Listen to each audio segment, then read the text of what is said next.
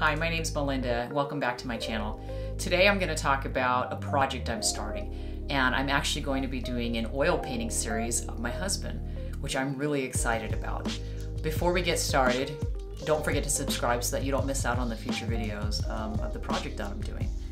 First of all, I want to say I'm really excited because I love this man, and I think it's really cool to be doing it of somebody you know, and it can also be really hard to do a picture or a drawing of someone that you know. But I thought it'd be a really fun challenge, especially for a lot of you that know him. So my question is, before we get started today, I actually want to share or ask what you guys want to see from this series. Would it be helpful if I broke down each feature that I was going to do, each video? Like one week I'll paint the eyes, the next week the nose, the next week the mouth. Would you like to just see it all in one video, very concise? Let me know what you want to know, what you want to see, and leave it down in the comments below.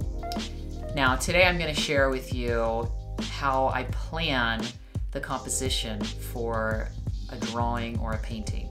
So let's go ahead and I'll show you that. Before I begin a drawing or a painting, I always start with some small thumbnail sketches or studies.